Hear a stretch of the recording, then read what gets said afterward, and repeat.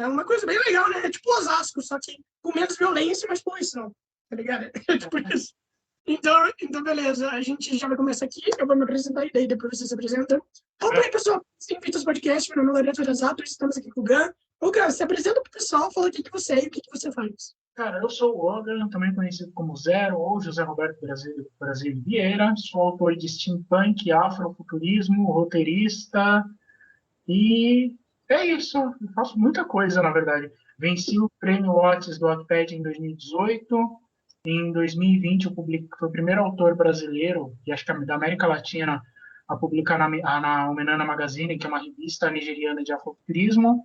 E agora eu vou publicar pela MV Media, um conto de afrofuturismo nos Estados Unidos, numa editora americana. Mano, que da hora, mano. E como que você descobriu essa parada de ancestralidade, coisa assim? Por conta que você é muito ligado a isso, né, mano? Tanto a cultura afro, tanto a ancestralidade. Como que surgiu essa vontade? Essa vontade não, é descoberta. Eu não vou ser hipócrita falar que eu sempre fui ligado em cultura afro, isso e aquilo, que eu sabia tudo, pá, né? Eu, na verdade, eu sempre fui muito desligado, né, nessas questões culturais, nessas questões étnico-raciais. E aí, ali para 2014, 2015, alguém me apresentou, eu não lembro quem me apresentou um primeiro livro de afrofuturismo, aí eu ainda fiquei meio resistente. Aí, o meu ponto de virada mesmo, eu acho que para muita gente foi o filme do Pantera Negra, né? Que foi o filme, assim, que ele me deu uma virada de chave, né? Que aí eu fui, tipo, uau, peraí. E aí eu, tipo, me apaixonei pelo Pantera Negra e eu comecei atrás das outras coisas, né? De ir atrás de umas coisas, de cultura negra e tal. E aí virou meio que um caminho sem volta. Eu não tinha como fugir mais disso. E eu lembro que eu fui atrás das obras do Fábio Cabral, né, que são fortemente influenciadas pelo afrofuturismo. Fui através de outras obras do gênero, entendeu? E aí foi uma coisa levando a outra, uma coisa levando a outra. Quando eu vi, eu já estava escrevendo afrofuturismo, já estava consumindo cultura negra de maneira geral, assim, estava ouvindo até mais música negra. Eu nunca fui muito ligado em cultura negra, para ser honesto. É um negócio assim que depois a gente percebe que o quanto é prejudicial, né? O quanto a gente está viciado num tipo de narrativa. A gente é viciado em um tipo de narrativa e essa narrativa afasta a gente até de quem a gente é, da nossa identidade e tal. Então foi um período muito de autodescoberta, né, para mim, esse 2014 até 2016. Sim, cara, mesmo uma dúvida, né? Você falou do Pantera Negra e tal. E eu sempre vejo muita gente falando, pô, ainda mais a galera negra, né? Esse filme foi muito importante para a comunidade também negra, tanto nos Estados Unidos quanto no resto do mundo. Então eu queria te perguntar, qual que é a importância desse filme, além de ser um filme o primeiro filme, o primeiro, entre aspas, né? Porque tem Blade, mas o primeiro filme de um super-herói negro. Qual que é a importância desse filme para a comunidade? É que, putz, eu vou dar uma volta agora são 4h10, eu vou parar de falar mais ou menos 4h40, tá? Vamos lá. Eu entendo essa comparação que a gente faz com o Blade, eu entendo a comparação que a gente faz com outros super-heróis negros, tá? E eu entendo a importância do Pantera Negra. E aí eu vou começar a desmontar tudo para remontar. Vou fazer tipo o Full Metal Alchemist. O Blade, ele é muito legal, ele é muito poderoso, ele é foda e tal, né? E ele faz aquelas movimentações e tal. Mas o Blade, ele tem um problema que é assim, ele ainda está falando do negro de periferia, ele ainda está falando de um negro que é perseguido pela polícia, de um negro que é, entre aspas, ali pobre. Ele coloca ainda as causas sociais como um elemento ativo dentro da narrativa para ela se mover. O Blade é um fora da lei, ele é um criminoso, é o mesmo problema do Luke Cage. Ele está na periferia, ele ainda é um escravizado, o Estado é omisso com relação a ele e tal. Por que a gente fala que o Pantera Negra, na verdade, que é o primeiro grande super-herói para a cultura negra? Porque o Pantera Negra ele faz um negócio que até então não se fazia, e que aquele A Mulher Rei, com a Viola Davis, faz também, que é não só colocar o negro em posição de, como é que é o nome? De heroísmo, mas tirar ele da posição de escravizado. Então, todo mundo que é negro no Pantera Negra não é escravizado, é uma nação poderosa, é uma nação guerreira, é uma nação que tem o controle de si, que tem uma cultura antiga, entendeu? O Pantera, quando ele começa a enfrentar os Vingadores, ele basicamente enfrenta todos os Vingadores, né? Sim.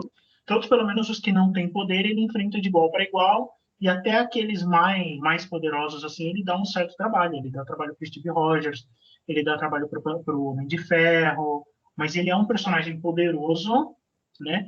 Que está ali de igual para igual, tanto nos quadrinhos quanto nos filmes, e que faz a diferença. Pô, se não fosse Wakanda, Thanos tinha varrido a Terra do mapa muito mais fácil, entendeu? E aí tem as Dora Milaje, que você pira, que as meninas negras também têm a chance de se identificar. Tem a Shuri, que é, pô, caralho, a menina é quase tão inteligente quanto o Tony Stark, tão inteligente, né?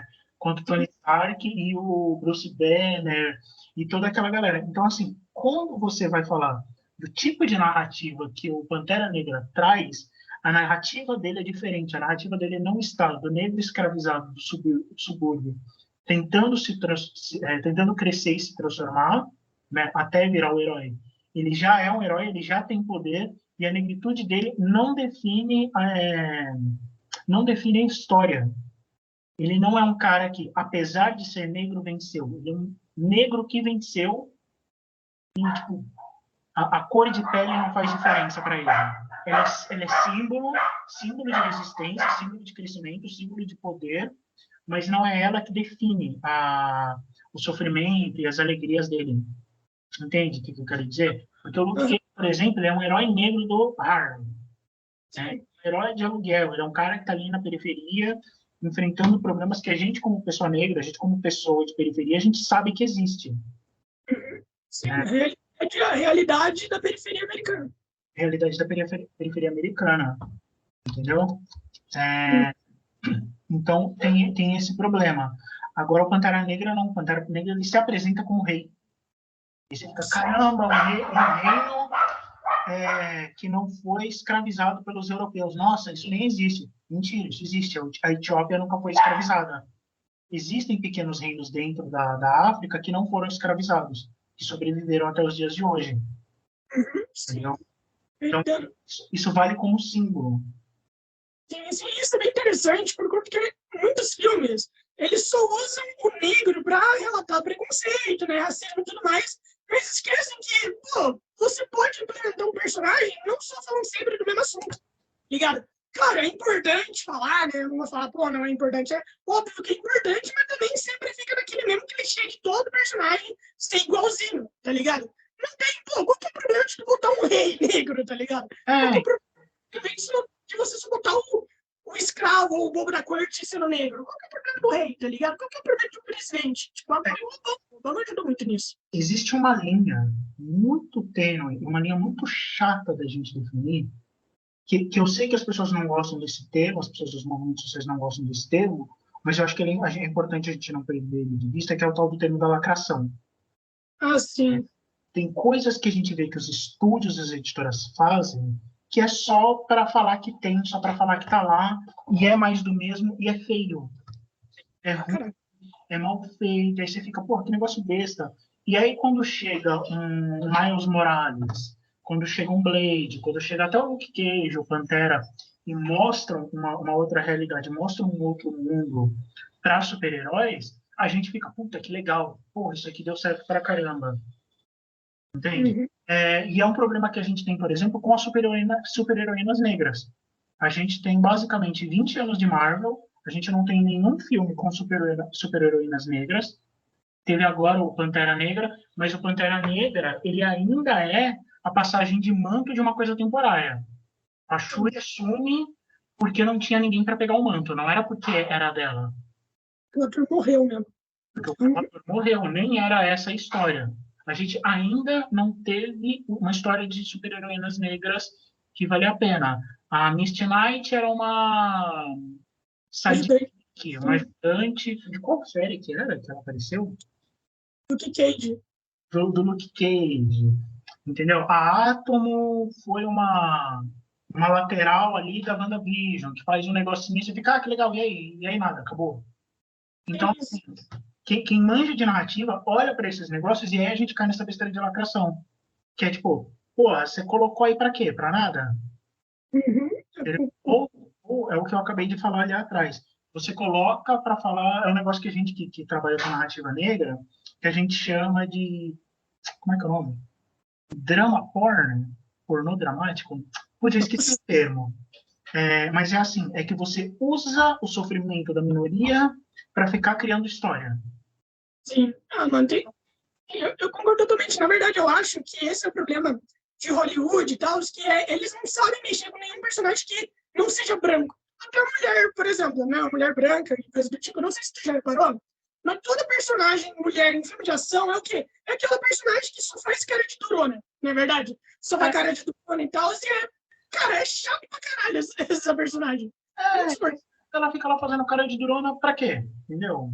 O Hollywood ela só consegue trabalhar com as mulheres de duas maneiras. Ou elas são completas idiotas, completa imbecil que fica lá seguindo o homem de um lado pro outro, ou ela é uma menina que fica fazendo cara de durona e, tipo, é um homem com a skin de mulher. Sim, Então, não é uma personagem que você olha para ela e fala, caralho, essa personagem tem profundidade, essa personagem é legal, e não é o fato de ser mulher que move a narrativa dela. Ela é um ser humano que, por um acaso, é uma mulher e que tem uma história. Que é o meu problema, por exemplo, com Game of Thrones.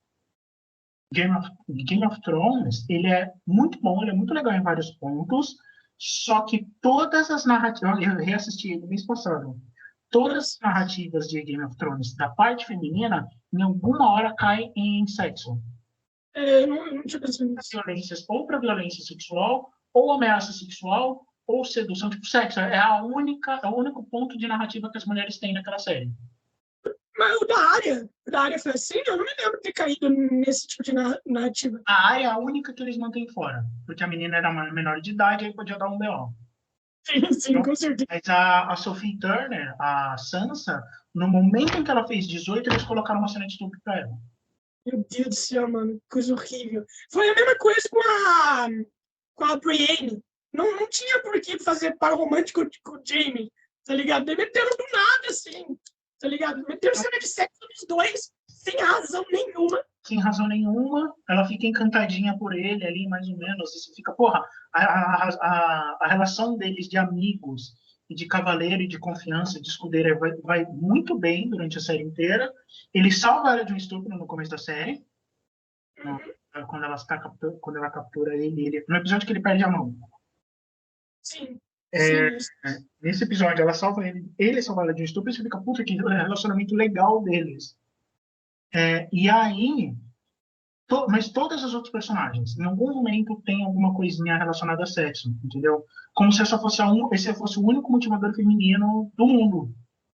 Você não vê, por exemplo, tirando a área, mas você não vê as mulheres movidas por vingança, você não vê as mulheres movidas por, perdi, agora vou reconquistar. Feriu minha honra de outra maneira. Tipo, se fere a honra sexualmente, entende? Os homens, eles são humilhados, eles são xingados, eles perdem batalhas. As mulheres, não. Eu concordo totalmente. Acho que a única que tinha tramas assim, interessantes também, sem ser envolvendo sexo e coisa do tipo, é a Caitlyn Stark, que era foda pra caralho. Né? A mãe do Jon Snow era foda pra cacete. Também tinha aquela outra lá, que era a senhorinha velha lá, esqueci, a Holanda, que é. Como é que é o nome dela? A do Clã das Rosas, lá nas Flores. Esqueci. Mas elas tinham tramas muito fodas, sabe por quê? Por conta que Hollywood, sempre que vê uma idosa, já bota ela como super inteligente. Tá então, isso eu acho ok, mas aí, por exemplo, vem a trama da Daenerys. A Daenerys, ela começa muito bem, quando ela ganha poder, ela fica louca. Sim, é horrível. A trama da Daenerys no final. Uma dela tipo, perde todo sentido, entende? E aí você fica, puta, que bosta. Que é o mesmo problema da Wanda. A Wanda vai ficando super, super, super, super legal. Quando ela fica muito poderosa, que é lá no Ultimato, ela enlouquece. Sim. E é muito chato essa trama de enlouquecer os personagens, né, mano? Puta que pariu, é chato pra caralho essa porra. Porque aí você começa a comparar. Por exemplo, a Wanda, ela perdeu o marido e os filhos, aí ela enlouqueceu. Os filhos que não Sim. existiram, ela enlouqueceu. Aí você começa a comparar. Porra, o Thor perde o olho, o Thor perde o irmão, o Thor perde a irmã, perde a mãe, o pai, o planeta, a população. Aí o que resta da população é dividido ao meio, ele é escravizado e mesmo assim ele é imbatível. Sim. A ética dele é imbatível, ele não se deixa levar. O Tony Uhum. Stark é a mesma coisa. O Capitão América ele se perde no espaço-tempo, porque ele fica 50, 70 anos congelado. Sim. O Hulk, mesma coisa. O Hulk não se corrompe, nenhum deles se corrompe, só a mulher. Sim, sim. E os caras ainda diminuíram, né, mano? Tipo assim, a monstruosidade do Hulk, tá ligado? Ainda fizeram isso. E não fazem isso nem com a Wanda. Que Ele ainda merda. ele ainda se regenera. E, cara, aliás, me diz uma coisa.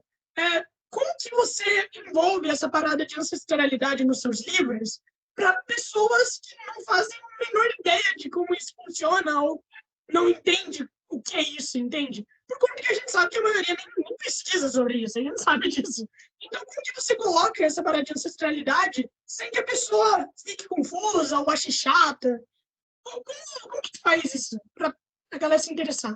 Cara, primeiro é um trabalho difícil, tanto que os meus primeiros livros não têm muito disso. Eles Uhum. têm uma pegada de ancestralidade muito forte. Isso começa a aparecer nos meus livros de 2016 para cá, tá? Uhum. Principalmente depois da pandemia. A pandemia eu tive muito tempo para ler, muito tempo para ficar estudando e tal. E aí meus livros ficaram mais fortes nesse sentido. A primeira coisa que eu tento fazer, na verdade, é naturalizar. Sim. Tornar a essência dos personagens tão natural quanto de qualquer outro. Por exemplo, quando você lê as crônicas saxônicas do Bernard Cornwell, você não fica, você sabe, aquilo é ancestralidade europeia, entendeu? Uhum. É arturiana, é mito fundador, é Roma, é Grécia, sendo repassado de geração em geração. E você nem questiona aquilo, entende? Porque a gente é acostumado. Quando eu vou falar sobre ancestralidade negra, eu tenho que tomar um pouco mais de cuidado. Por quê? Porque as pessoas não conhecem. A gente foi privado de conhecer grandes reis e rainhas africanos. A gente Sim. foi privado de conhecer reis e rainhas, imperadores asiáticos. Todos esses outros povos fora da Europa, até o leste europeu, a gente é privado da existência deles. Eles não chegaram até a gente. A gente Uhum. não conhece os grandes conquistadores da Romênia. A gente não conhece direito nem a história do Drácula, do Vlad Tepes. Não, não, não mesmo? Não, a história dele é muito foda. A história Não, dele não, eu sei que é foda, eu sei disso, mas tem alguma coisa relacionada à ancestralidade? tem o europeu, né? Porque para a Romênia, por exemplo, o Vlad Tepes é um herói. Não, sim, Ele isso não é sim. um monstro. Ele não é um monstro. Ele livrou a Europa dos turcos. É o cara, Uhum. tipo, o guardião da Europa. Sim, o ponto de vista distorce tudo. Apesar das monstruosidades que ele fez na Romênia, o pessoal fala, não, o cara é o herói. A gente estava em guerra, fizemos mesmo. Sim. Mary Shelley. Mas o que eu queria dizer é assim, a gente conhece pouco de muitas lendas, até mesmo do leste europeu, da Ásia e da África. Então, o cuidado que eu tenho, muitas vezes, é de ser o primeiro. Eu vou ser a primeira pessoa que vai falar isso. Eu sou a primeira pessoa que vai escrever sobre isso. E aí acaba caindo uma responsabilidade sobre a minha escrita que muitas vezes eu não gostaria de ter, mas não há outro jeito. Por exemplo, Uhum. a minha primeira trilogia, o Baronato de Shora, ela é inspirada na cultura judaica. Só que não é qualquer cultura judaica. Ela é baseada na cultura judaica dos judeus africanos, Não, que não é, um, conheço nada. que é um negócio que ninguém sabia que existia, que são a gente chama de falachás, apesar do termo não ser muito bem aceito hoje em dia, que são os Bnei Israel, que são os filhos de Israel. Dizem que alguns grupos de estudiosos dizem que eles são a 13ª tribo, a tribo que se perdeu de Israel, que é um grupo de judeus no meio da Etiópia que segue todos os preceitos da Torá, fala hebraico, eles falam, eu não sei se eles falam hebraico ou ídio, mas eu acho que eles falam hebraico antigo com a mesma fluência de qualquer morador de Israel, de qualquer outro judeu, eles seguem a Torá e todos os rituais e todas as datas comemorativas como está na Torá. Que da hora. Eles foram descobertos em 1990. Meu Deus, cara. E aí, assim, até aquele momento ninguém sabia que essa galera existia. E aí um grupo de judeus foi para a África, eu não lembro fazer o que lá, e acharam. E acharam e falaram, como assim, mas vocês trouxeram? Alguém trouxe? Um rabi trouxe? Eles falaram, não. E aí eles explicam na história deles mesmos como eles foram para lá. Existem alguns pontos que são perdidos, que eles não sabem exatamente, mas para eles, assim, a gente sempre esteve aqui. Sim. Vocês que foram embora. Tem gente que defende que eles são os judeus originais, que as tribos vieram deles e migraram para outros cantos. E é sobre esse povo que eu falo. E, cara, muda alguma coisa o fato deles serem os judeus originais? Muda alguma coisa para a comunidade judaica? Mudaria tudo. Tudo, tudo, tudo. Porque você imagina, a guerra de Israel contra a Palestina acontece porque, segundo os judeus, Israel é ali. Sião é ali onde eles criam Israel. Você mataria o movimento sionista. Então, Você destruiria Israel, por exemplo. Porque você vai virar e falar, não, cara, sua terra não é aqui, ó. A gente tem provas históricas, arqueológicas, linguísticas, tá? De que esse é o berço dos israelitas. destruiria tudo que Israel representa. Você quer destruir Israel, entendeu? Você destruir o conceito de Israel, que já é um problemão geográfico, né? Já é um problemão histórico, né? Que é basicamente um estado inventado. Israel, ali onde ele é um estado inventado pós-Segunda Guerra, né? Mas você ia ter assim, uma reconfiguração toda do judaísmo. E pior, você tem uma reconfiguração do judaísmo, colocando o berço dele na África e não no Oriente Médio, você ia reconfigurar o cristianismo. Sim. E eu me arrisco a dizer que até o islamismo, porque todas essas religiões elas iam ter que se mudar para um berço africano. Putz, não era aqui, era ali. E aí a gente ia ter que repassar todas as lendas. Como é que essa galera saiu da África, foi para Israel, e as lendas chegaram ali no estado de Israel, na região da Galileia, e como que esse negócio cresceu ali? O que aconteceu nesse meio termo? E, aliás, as figuras religiosas também teriam que mudar, né? Por conta que a figura, né, de Jesus, né, foi muito criado por um padrão estético da época acho que foi feito na Europa, nos Estados Unidos, não me lembro muito bem, né? Que é o branco, olhos azuis, é o padrão de perfeição, né? O típico angelical, né? Não. A gente tem isso também, né? A Igreja Católica, ao longo dos anos, ela mudou muito.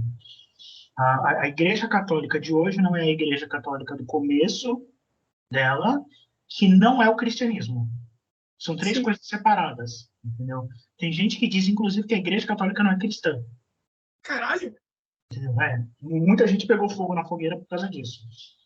Com certeza. Mas tem gente que fala que não, que o que se defende na Igreja Católica pode até estar alinhado com alguns elementos do Cristo pessoa, mas ela não tem nada de cristianismo. O que é outro, são problemas políticos gerados a partir da política. Esse da cor do Jesus, a gente tem, inclusive, dentro da Bíblia, o versículo que fala a cor de Jesus. Versículo, cor de Jesus. Porque ela... Então, simplesmente ignoraram esse versículo e fizeram a sua própria versão. Tem um versículo. Não, eu sei. Não, eu falei que eles simplesmente ignoraram esse versículo e fizeram a versão deles. Ou é... Cadê? Putz, não está aqui. Mas tem um versículo. Aquele que estava sentado era de aspecto semelhante a jaspe e sardônio. Tá? Jaspe é uma pedra que o pessoal não vai ter como ver aí. Mas ela é uma pedra mais ou menos da minha cor. Para avermelhado. Ela é da cor daquela galerinha do Oriente Médio. Mano, mas a galera simplesmente ignora esse fato, né?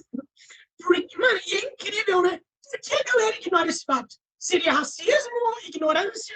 que você acha? Por que a galera ignora o fato de que Jesus era negro? Eu acho que o jaspe o sardônico, tá? O sardônico é uma pedra, não, você não, eu não vou ter aqui, mas ele é uma pedra quase da cor da madeira, Por entendeu? isso, Então, como é que você fala que essa figura está no Apocalipse? Tá? No Apocalipse, acho que Pedro chega no céu e do lado de Deus está o Filho de Deus. E o Filho de Deus tem esse aspecto, jaspe com sardônico, entende? Isso é uma narrativa de dominação. Quando eu embranqueço o Cristo, né, eu pego a figura do Jesus, eu pego o Cristo, eu embranqueço ele, eu transformo ele no padrão de beleza. Eu transformo não só ele, mas as pessoas que se parecem com ele, mas próximas do divino. E quanto mais longe dele, quanto mais longe desse padrão, mais longe você está do padrão de Deus. uhum, Uma citação lá no Moore, uma vez que eu achei ela muito interessante. Eu não lembro onde ele entra nesse contexto, mas ele fala um negócio assim: o monoteísmo ele não é natural. O monoteísmo ele tem um problema gravíssimo, porque quando a gente era politeísta, como seres humanos, nós naturalmente entendíamos como comunidade que havia vários pontos de vista e vários deuses. sim. Então, a gente até tinha as guerras, mas boa parte das guerras terminava com deuses sendo assimilados pelas culturas uns dos outros, ou deuses sendo renomeados. Então, Marte se torna, Ares se torna Marte, Mitra passa dos... Esqueci o nome deles agora. Mas Mitra vai passando por diversas culturas até chegar nos romanos, até a Idade Média, quando ele finalmente é destruído pela Igreja Católica, entendeu? Uhum, Todas essas culturas, todos os caldeirões politeístas, eles se misturam muito. Abraxas vai aparecer em várias mitologias, até ele ser enraizado na mitologia grega, mas ele é um deus etrusco, que alguém trouxe, que alguém puxou, entende? Então, todos esses deuses, eles não brigam, mas eles vão se misturando, entendeu? Os deuses, os orixás, os deuses africanos, acontece a mesma coisa. Ah, quem é essa? Ah, Oiá. O que que ela faz? Ah, ela é do fogo, ela é do vento, do fogo selvagem. Ah, eu tenho uma dessa aqui, chama Yassan. Ah, tá, é a mesma deusa. Ah, tá. Aí briga e aí só, tipo, um assimila aspectos do outro. Isso tudo dentro de uma visão politeísta. Quando as visões monoteístas começam a aparecer, ela só tem dois pontos de vista. Ou é meu ou é do outro. Se é meu, é bom. Se é o outro, é o inimigo.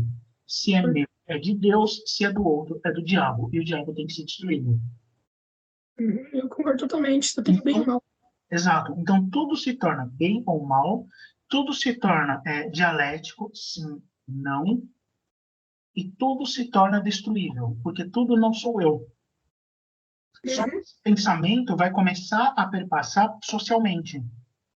Então, a sociedade começa a se dividir mais violentamente entre nós e os outros. Nós e os outros. Não à toa, a Idade Média foi o absurdo que foi. sim. Porque, E tem senso de superioridade também, né, pra época. A galera que acreditava em Deus se achava superior e matava os outros só porque elas falavam, ah, beleza, você não acredita em Deus? Foda-se, vai morrer. Beleza. é mais do que não acreditar em Deus. É, como você não acredita em Deus, você é o outro. O outro só pode ser o diabo, é meu dever te matar. Sim, então, E aí, exatamente. entendeu? E aí as primeiras comunidades cristãs, elas começam a entrar em guerra entre si. Ah, eu sou cristão inglês, eu sou cristão francês, eu sou cristão belga. E aí, de repente, ainda existem as tribos bárbaras, os grupos bárbaros, os anglo-saxões, os saxões, os gauleses, etc. e tal, que não são cristãos. E aí os cristãos olham e falam: esses caras precisam ser convertidos. Sim. Porque, apesar de tudo, nós ainda somos o cristianismo. Aí o cristianismo se junta, fortalece, começa a nascer a noção de Estado, começa a nascer a Inglaterra, França, sabe, os países cristãos começam a realmente nascer Portugal, Espanha, e começam a massacrar os outros. E aí essas culturas politeístas são completamente dizimadas e todo mundo vira cristão e todo mundo vira eu. Só que você sempre quer ser mais você. Sim. Então, todo mundo quer ser o mais cristão, todo mundo quer ser o mais cristão. Para ser mais cristão, a gente ainda tem um inimigo, o islamismo. Vamos lá na Terra Santa. Aí você começa a pegar os absurdos das cruzadas, né? Cruzada das crianças, a cruzada que o Barbarossa morreu. O cara vai lá, movimenta a cruzada, acho que é a terceira cruzada, segunda cruzada, sei lá. O cara sai correndo, vai atravessar um rio, cai do cavalo, morre afogado, acaba a cruzada. Deus. Cruzada das crianças. Vão lá, organizaram um monte de criança. Cara, a gente não consegue chegar em Jerusalém, a gente sempre morreu. Porra, lógico, só os inocentes podem entrar no reino do céu. Armaram um monte de criança, mandaram para Jerusalém para invadir Jerusalém. Metade das crianças morreu no caminho, a outra metade foi presa. As que foram presas, metade foi escravizada, a outra metade foi morta. Meu Deus do céu, caralho, mano. E, tipo, os caras A história das cruzadas não. Os caras concordavam com isso, tá ligado? Os caras não viam quão absurdo era isso. Não, Eles já poucos. não tem absurdo aí, porque Deus quis. Porque Então, eles... uma vez que eu sou cristão, eu estou fazendo a vontade de Deus. Aí essa galera para de brigar entre si e começa a brigar entre eles. Guerra dos 100 anos, Guerra das Rosas, guerra entre as coroas europeias. Uhum. Mesmo ele é uma religião de guerras. Quando você analisa, por exemplo, a história do Vaticano, os papas eles só foram durar mais de 10 anos depois da modernidade, depois de 1900. Antes de 1900, a média de vida de um papa era de 5 anos. Meu Deus, cara. E eles morriam misteriosamente. Porra, mas que bizarro. Bizarro pra caralho. Pega a história dos Borgias. Eu já ouvi falar, só que eu não conheço. Os Borgias, eles são uma família que eu acho que um dos filhos dele, acho que é bispo, eu esqueci o nome do patrono da família. Mas a família Borgias, o filho deles é bispo, sei lá, senescal, não sei o termo, esqueci o termo agora, e ele quer ser papa. E aí você, na história dos Borgias, você fica sabendo todos os absurdos que eles fizeram para o cara se tornar um papa. E assim, é uma história digna de Game of Thrones. É violenta, vou fazer isso aqui, só um segundo. É violenta, é perigosa, é problemática. Você vai usar a imagem? Eu vou. Oi? Mas se estiver incomodando a luz, você pode desligar. Não, meu olho começou a arder, mas eu acho que é outra coisa. Enfim, os Borgias, eles têm essa pegada, entendeu? Então, toda hora você vai olhar a história dos papas, pode olhar na internet, você vai olhar a história dos papas, é tipo, morte atrás de morte. Os caras se matavam, mandavam matar, morria envenenado, caía misteriosamente da escada, morria dormindo à noite. Caralho, mano. Em 3, 4 anos de papado. Aí, tipo, ninguém suspeitava, né? Ninguém suspeitava. É aquilo, como tá todo mundo se matando, ninguém vai entregar. É isso. E, cara, eu acredito muito que hoje em dia tem muito cristão ou religioso no geral que ainda tem essa vontade de voltar às eras antigas, tá ligado? Por quê? Eu vi um comentário de um cara, né, num post sobre o Estado Islâmico, falando assim, rindo, né? Falando, nossa, imagina só se todos nós cristãos, a gente, todo cristão, olhando o que é cristão, a gente fosse igual o Estado Islâmico, vocês estariam, ninguém aqui iria reclamar de Deus nem nada, tá ligado? Cara, não, sabe, mano, é um comentário tão idiota, por conta que é só você pensar, você não tá igual o Estado Islâmico porque o seu Deus não permite. Não é verdade? É só pensar assim, vocês não vão ser igual porque seu Deus não permite que seja assim. Então, óbvio, não deve se comparar com algo como o Estado Islâmico. Não faz sentido. Tem uma questão aí que é, o Deus do Alcorão também não permite o Estado Islâmico. Ele não permite, então, como que surgiu toda essa radicalidade do Estado? A radicalização do islamismo surge. A gente tem uma ideia muito errada do islamismo. Muito errada. O islamismo é uma religião extremamente pacífica. Eu não sei. Ele é muito pacífico, ele é muito igualitário, ele tem posições masculinas e femininas que são diferentes da nossa visão ocidental, viciada num conceito de liberdade de escolha extremamente americanizado, extremamente estadunidense e europeu, que não condiz com o que é aquilo que o islâmico acredita que é liberdade e representação e liberdade de escolha de maneira geral. Uhum. Partindo desse ponto, o islamismo ele surge de guerras que foram perpetradas, iniciadas, primeiro iniciadas pelo cristianismo, Sim. tá? E de leituras erradas que se fez do Alcorão muitos anos atrás, onde se foi radicalizado o Alcorão. Uhum. Uma pequena galerinha ali, o teu tio bolsonarista decidiu fundar uma seita cristã radical. E aí uma galerinha meio doida deu a mão para ele, e outro deu a mão, e outro deu a mão, e vários doidos que não leram o Alcorão direito acharam que estavam com a razão.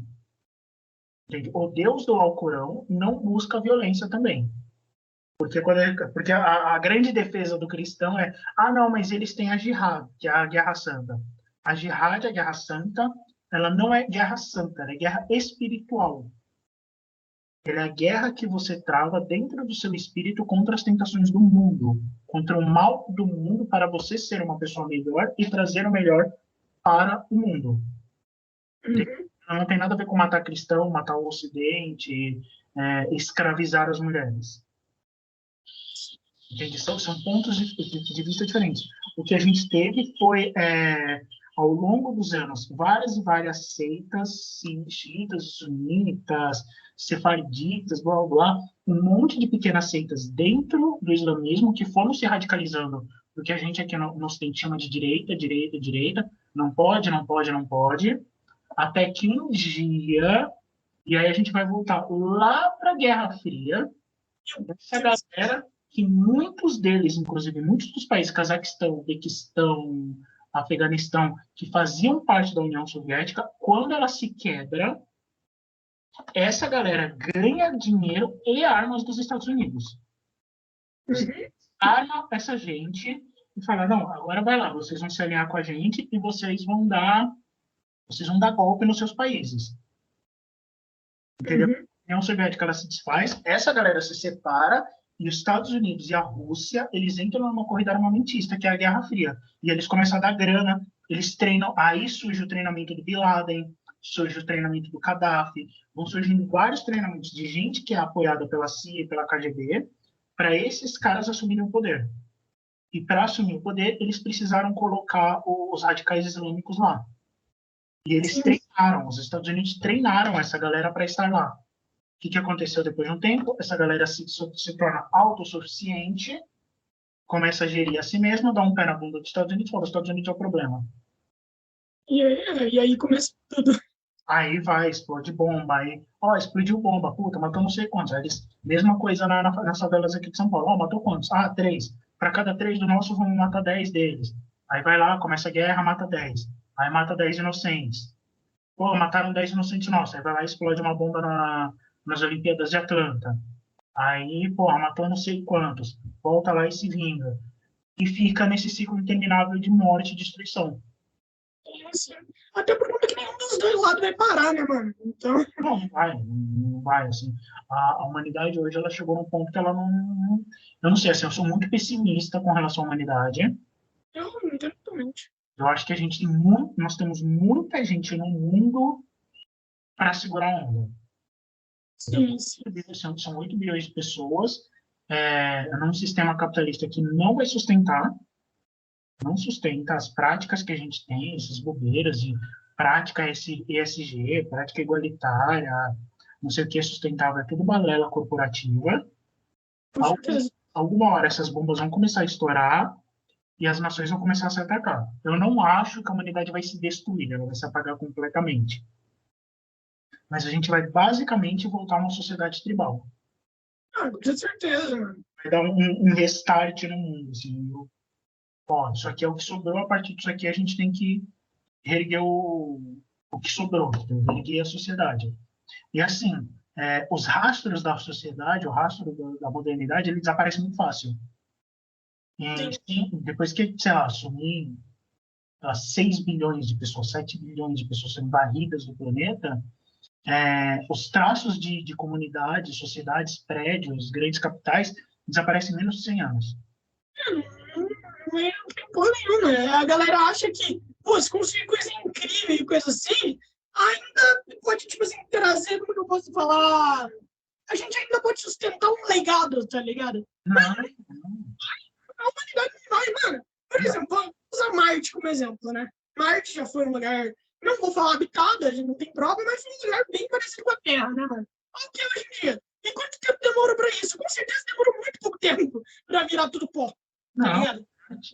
Imagina, eu não sei se Marte tem essa pegada de que ela foi parecida com Quase. a Terra tal, não sei, mas ah, depois procura na internet as imagens de lugares abandonados pelos seres humanos, tipo Walt Disney China, Walt Disney Europa, é uns negócios assim que você olha e fala, mano, a natureza tomou tudo em 20 anos, 10 anos, Ah, caralho. não só. Inclusive, tem uma lenda lá no Japão, né, de uma cidade abandonada, onde a galera praticava canibalismo e tal, e isso nunca existiu, é só uma cidade extremamente abandonada. E isso leva a gente a imaginar o seguinte: lugares abandonados automaticamente são vistos como lugares ruins, tá ligado? E a gente não pensa que esses lugares abandonados poderia ser nossa cidade. Poderia ser cidade qualquer um. Não é só porque está abandonada que tem canibalismo, tem assassinato, tem isso. Não, são lugares comuns que as pessoas abandonaram. Não é verdade? Eu não Sim. sei se você concorda que esse lugar abandonado é visto como algo péssimo. Né?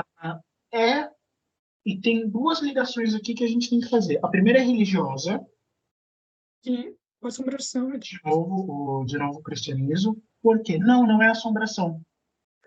Pense em Deus. Deus é onipresente. Deus está em todo lugar. Ele não está lá, né? Se existe um lugar onde Deus não está, o inimigo está. Sim, faz sentido pra caralho. Entende como o cristianismo é enraizado na nossa cultura?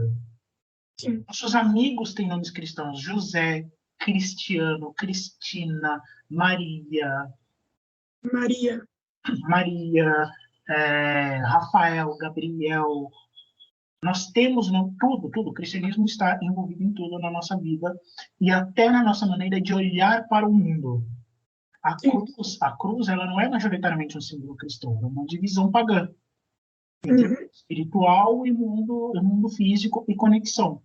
Você olha para uma cruz, você sabe que é uma crucifixo, que é o símbolo mais simples que existe de se desenhar. Você sabe que é um símbolo cristão. O que você falou sobre os espaços vazios.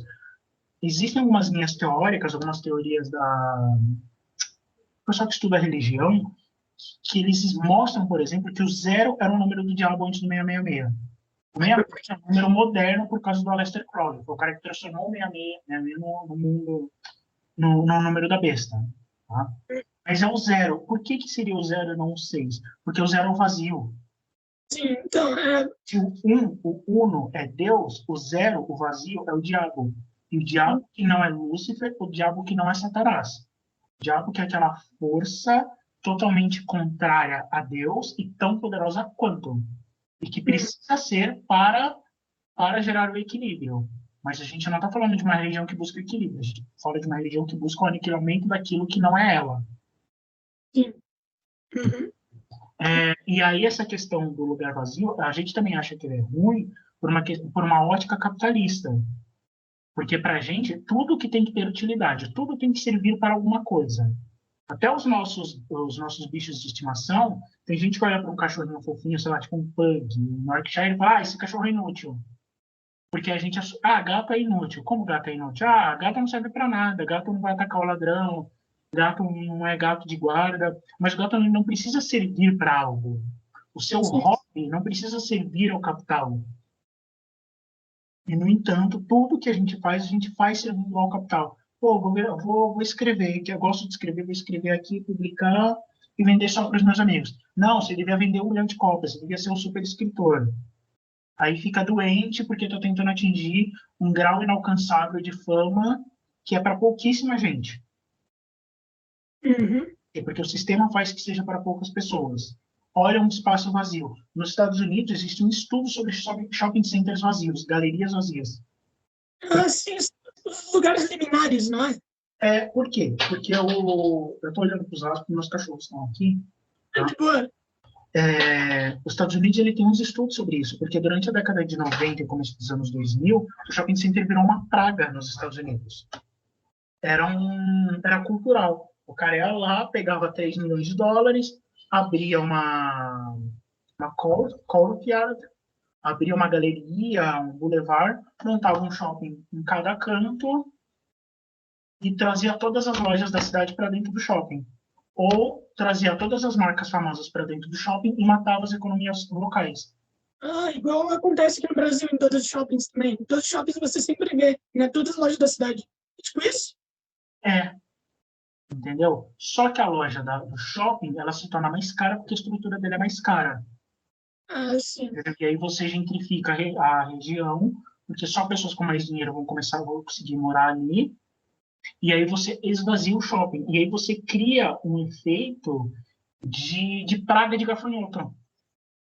Você mata a economia local achando que tirar as lojas da rua vai trazer mais retorno porque as pessoas estão indo para o shopping.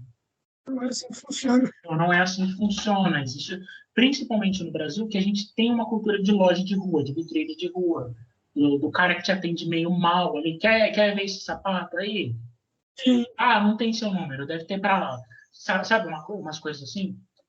Mas, enfim, a gente tem economicamente problemas com shopping centers porque eles são ervas daninhas. Eles vão assimilando tudo para eles, aí os lojistas não conseguem pagar as luvas, que é o nome daquele espaço do shopping center, as lojas vão falindo, só que o cara não consegue voltar para a rua porque ele gastou tudo no shopping. O shopping morre.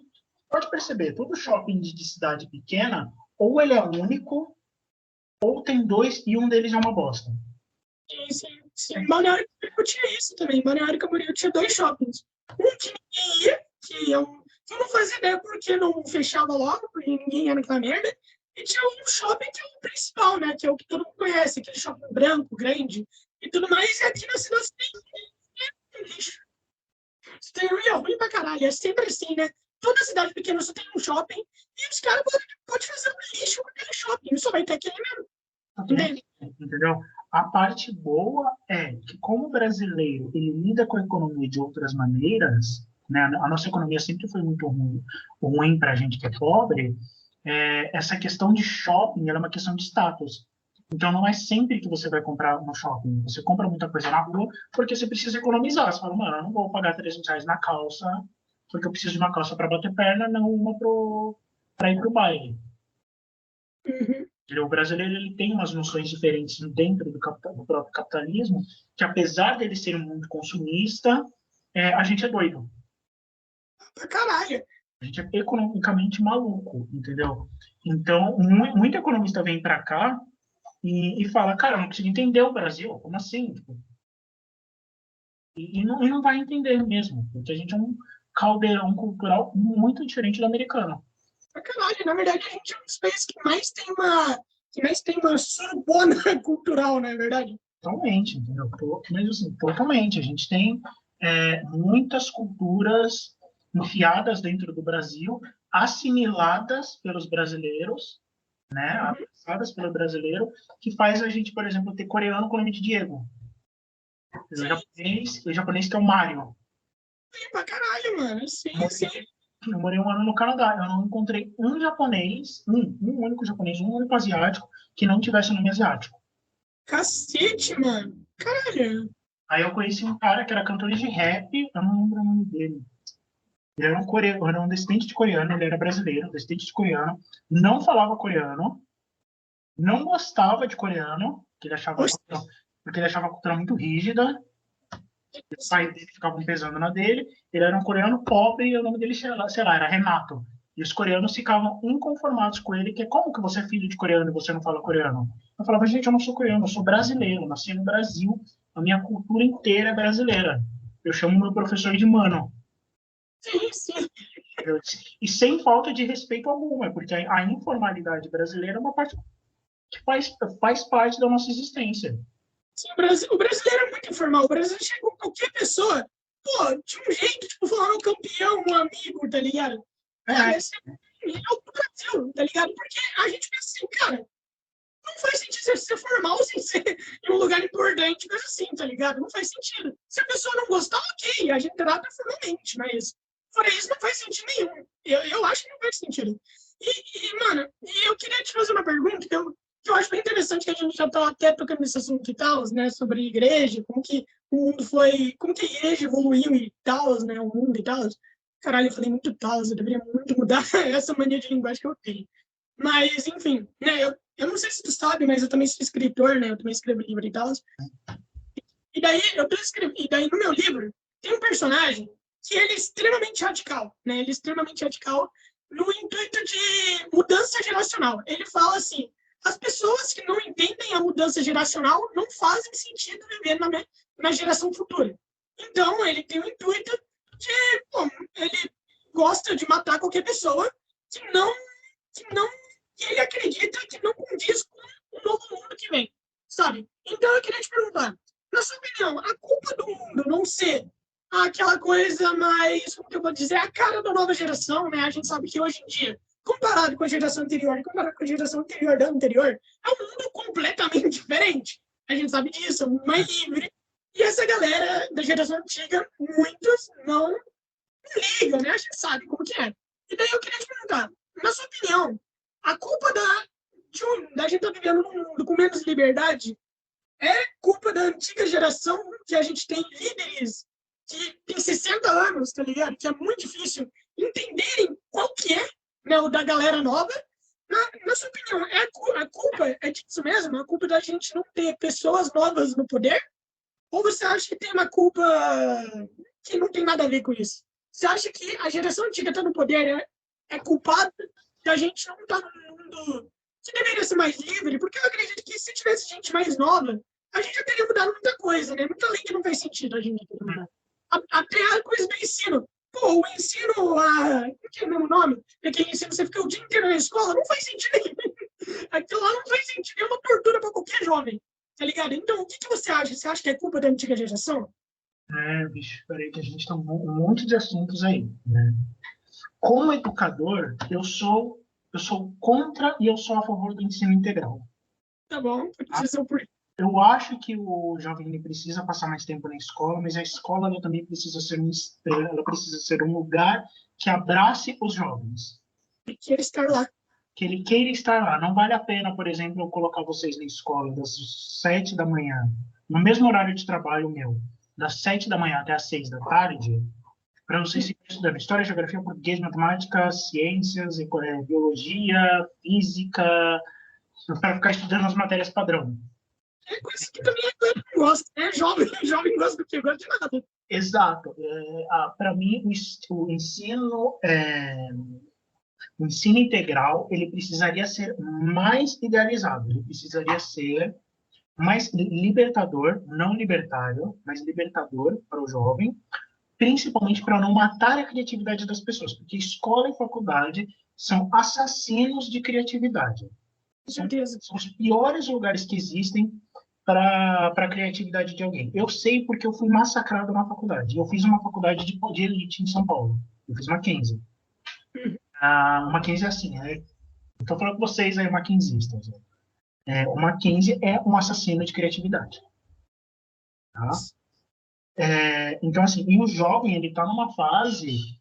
Os jovens, eles estão numa fase de questionar e destruir. Questionar e destruir. Eles não querem manter. Só que o ser humano, conforme a gente vai ficando mais velho, a gente vai se tornando conservador. Mesmo que você seja um revolucionário, ou você seja um libertário, ou um reformista, você será um conservador dentro daquilo. Conservador do seu próprio ideal. Você vai ser conservador no seu próprio ideal e você não vai dar o braço a torcer porque você chegou até ali graças a ele. Então você tem que agarrar firmemente a ele. A gente tem um problema político, sim, de muito político velho, tá? E aqui atiro para todos os lados: Lula, Bolsonaro, Alckmin, General Heleno, tipo, umas múmias dentro Tá fazendo direito. da política, entendeu? De todos os lados, esquerda, direita, centro-esquerda. Você vai olhar os políticos, tipo Arthur Lira, o cara tem 50 e poucos anos, Maluf, Sarney, Collor, os caras têm, sei lá, 90 anos, 1 milhão de anos, não sei quantos anos. Esses caras estavam lá e eu estava nascendo. Tava na época da minha avó, na época da minha mãe. Eu lembro da minha vida sem o Lula e o Collor, por exemplo. Caralho. Esse é um problema sério. Eu não lembro da minha vida sem essas figuras. Eu lembro da minha vida, por exemplo, sem o Boulos. O Boulos é um cara que apareceu faz alguns anos ali, ganhou algum destaque. Lembro da Minha Vida Sem o Haddad, mas O Haddad, ele surgiu lá por 2016, eu acho que começou a ter mais. ele é mais velho, ele é mais velho. Mas, tipo, ele era ministro, tal, tipo, o primeiro, o segundo mandato do Lula ele já começou a aparecer, entende? Ele já fazia as pontinhas dele ali. Mas o que eu quero dizer é, essa galera da política é muito antiga, e é muito... Eu não acredito que dá para derrubar essa gente no voto. Ah, é impossível. Não dá, você não vai reformar o sistema, tá?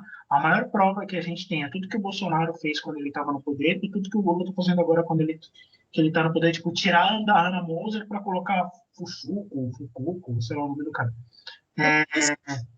Colocar uns malucos ai, partido do Lira, do partido do Bolsonaro como ministro, passo daquilo, disso, daquilo lá. A gente fica colocando. E aí, tudo isso para te dizer que é um problema, sim, a gente ter essa gente muito velha dentro da política, porque o jovem ele entra querendo reformar, querendo transformar, e aí você tem uma galerinha cheia de nome-toques falando: não, não, calma, não é por aí. E o jovem vai se frustrando, vai se frustrando. Dessa frustração, a gente tem as radicalizações. Que é o cara que vai radicalizar para a esquerda e vai falar: mano, tem que dar golpe comunista. O comunismo tem que dar um golpe e derrubar o Estado. E do outro lado você tem um jovem fascista que vai olhar: não, tem que dar um golpe de direita, os militares têm que tomar o poder. Por quê? Porque nenhum dos lados está se vendo representado. E as reformas não chegam na gente, as reformas não servem para nada. Entende? É o famoso tampar o sol com peneira. E aí você faz reforma atrás de reforma, vamos mudar isso, vamos mudar aquilo. Vamos mudar o salário mínimo num valor recorde esse ano, que é o que estavam anunciando. Aí anunciaram 8% de aumento no salário mínimo, só que a inflação teve 10% de aumento. Então não dá nada, mano. Eu não sei se tu reparou, sempre que falam de aumenta, sei lá, aumenta R$10, tá ligado? Aumenta 10, aumenta 15 conto no salário. Porque os caras pensam, a gente vai fazer aumento, vamos aumentar 15 conto, olha só, a população vai ficar muito feliz. Não. A gente não precisa, e aí tá, existe uma grande armadilha financeira e econômica dentro dessa questão de aumento de salário, que é, você não precisa aumentar o número de notas, o número do salário, para fazer o seu salário valer mais. Você tem que mexer no poder de compra do salário. Entendeu? Por exemplo, no meu primeiro emprego, eu ganhava R$700, eu lembro até hoje. Salário de R$700. Na época, o salário mínimo estava, acho que em 530. Estava em quanto? Desculpa. 530, 430, um negócio assim. Então 700 é na época até. Eu ganhava um salário e meio. Tá. Só que o meu poder de compra era muito maior. Então, eu pagava, por exemplo, 20 centavos na passagem de ônibus, eu pagava 80 centavos numa lata de óleo, eu pagava R$20 num livro caríssimo de RPG. Entendeu? Não adianta me dar o meu salário mínimo para 1.200 se o meu livro de RPG custa 200 e o resto desses R$800 de poder de compra, eu não consigo pegar as mesmas coisas porque o dinheiro não tem valor. O dinheiro, ele precisa ter valor, ele não precisa ter número. Se o dinheiro tiver número, aí a gente só adiciona um zero nas notas. A gente adicionando um zero na nota, a gente pode a economia inteira, porque os números ficam gigantes de se trabalhar e você precisa de um montão de dinheiro para comprar um caneco. Então, um caneco que custava R$10 vai custar 100, porque agora eu não ganho mais R$2.000 de salário, eu ganho 20 mil. Os meus 20 mil, 1.000 vai para caneco. Então, comparativamente falando, não dá em nada. Aí eu inflaciono meus números e fodo minha economia de novo. Mas assim é que o problema é que a maioria da população não entende muito bem como que isso funciona, e obviamente isso até uma armadilha política por conta que eles fazem cada vez mais papelada para a galera falar, pô, por que eu vou ler tanto? Por que eu vou ter que ler tudo isso para entender sobre o meu dinheiro, tá ligado? Aí ninguém vai procurar. E daí o que acontece é que eles podem fazer o que você quiser, você não vai entender porra nenhuma, você só vai ver o que, o dinheiro ali, ó, passou de 1 para 5, então beleza, aumentou, tá ligado? Então, tá ótimo. A galera, tipo assim, o povão, em geral, é o que vai entender, sabe? Pô, aumentou o número, passou de 1 para 2, tá ótimo. Pronto, aumentou. Mas não é assim que funciona, né? Tem pergunta que pode aumentar de 1 para 9, mas se o poder de compra tiver uma merda, você vai estar lascado do jeito. Você não consegue comprar as coisas. Por exemplo, carro. Eu não consigo comprar um carro hoje e eu não ganho mal. Sim, e também tem problema. Isso daí foi interessante. Por conta que os jovens, né? Os jovens. Cara, me fala um jovem que sai da escola e fala, mano, eu vou comprar um carro. Só por que ninguém fala isso? Porque ninguém sabe como se compra um carro. Ninguém sabe se compra uma casa. Mano, eu tenho 24 anos, eu não faço ideia de como comprar uma casa. Cara, onde eu tenho que ver isso? Entende? Como que eu vou saber que eu tô comprando uma casa com alguém de confiança? Sabe? Ninguém sabe porque a escola não ensina. Não é verdade? A escola não ensina, a gente ensina isso. E esse é um problema muito sério, que se deve muito ser discutido, porque ninguém está ensinando porra nenhuma nesse país. O jovem, mano, Não, você sabe sustentar a casa. As pessoas acham que sustentar a casa é pagar a conta. não é assim que funciona. E a maioria não sabe que, pô, quando você mora sozinho, não é a melhor coisa do mundo. Morar sozinho ainda jovem é completamente. Dá trabalho, é difícil, entendeu? Eu vi uma... Putz, como é que é o nome dela? É uma influencer que ela é negra e ela é bem esquerda, assim. Ela gosta de explicar sobre economia, esqueci o nome dela. Que fez um vídeo muito legal sobre Chaves, que ela estava falando... Peraí, que eu tenho que silenciar o meu cachorro. De boa, de boa, de boa. Não, tudo bem. Ela estava falando assim, cara, eu nunca tinha trabalhado na vida, e aí eu fui para o mercado de trabalho e eu descobri que existem pessoas que trabalham para comer. Sim. De boa. Vai, eu tenho cachorro também, eu entendo como que é. E assim, você descobrir que pessoas trabalham para comer é chocante. Que as pessoas não trabalham para ter uma vida digna, e vai fazer faculdade, vai estudar, e vai fazer um curso. Não, essa pessoa ela trabalha porque se ela não ganhar esse mínimo do mínimo, ela vai morrer de fome, ela vai ser despejada. Eu entendo totalmente. Nem sobra dinheiro na vida dessa pessoa. E a gente tem uma camada da população brasileira gigantesca que não sobra dinheiro. E não é má gestão, não é que é má gestão do dinheiro familiar. É que essa pessoa não consegue, ela não tem, o dinheiro dela não vale nada e ela vive na pobreza. Sim, isso é triste demais, por conta que a maioria das pessoas não entende, cara, na verdade não a maioria, mas muita gente não entende a realidade que está vivendo, sabe? Muita gente não entende a realidade que você está vivendo, por conta que hoje em dia, para você comprar alguma coisa, ainda mais morando sozinha, mano, cara, eu não sei, cara, na sua opinião, quanto que uma pessoa precisa receber para conseguir morar sozinha, hoje em dia? Exato. Depende muito. Em São Paulo, você não vive confortável com menos de 7 mil reais. Com certeza, mano, é algo absurdo. É algo absurdo. E a galera. Só que a nossa sorte é que a gente não é igual nos Estados Unidos. Nos Estados Unidos tem aquela parada, fez 18 anos, vai embora de casa, arruma alguma coisa. Aqui no Brasil não dá pra fazer isso. Aqui no Brasil, se cada jovem de 18 anos for expulso de casa, vai todo mundo pra rua. Não vai sobrar um. Né? Mas, aliás, isso aí nos Estados Unidos é um problema também. Isso é um problema. Não, hoje em dia, sempre foi. A gente tem um problema numa visão americana de que Estados Unidos é a terra da oportunidade, todo mundo tem emprego, isso e aquilo. Gente, não é. O sistema de educação americano é uma monstruosidade. O sistema de educação americano, ele é assim, você entrou na escola, eles começam a te avaliar. E aí, dependendo do seu potencial ali, de como você vai nas aulas, eles vão te colocando na série, tipo A, B, C, D e E. Os alunos da A são a elite intelectual da escola. Então, esses alunos, eles vão propositalmente receber mais atenção didática, mais atenção intelectual. E aí vai diminuindo até o E, o G, tipo, primeiro, terceira A, terceira B, terceira C. Se você cai no F, G, nas últimas letras, você está abandonado pelo sistema. E assim, é propositalmente abandonado. É assim, essa galerinha do E e do G, ela é para limpar chão de fábrica. Essa gente é descartável. E você não consegue, ou é muito difícil, você conseguir voltar para séries de cima. Você sair passei da terceira G, vou para a quarta série, agora vou para a terceira D ou a terceira E. Você não consegue ficar subindo, a não ser que você se destaque muito. E a economia americana é a mesma coisa. Os pais, eles tiveram essa cultura imbecil de falar, você fez 18 anos, você tem que sair da minha casa.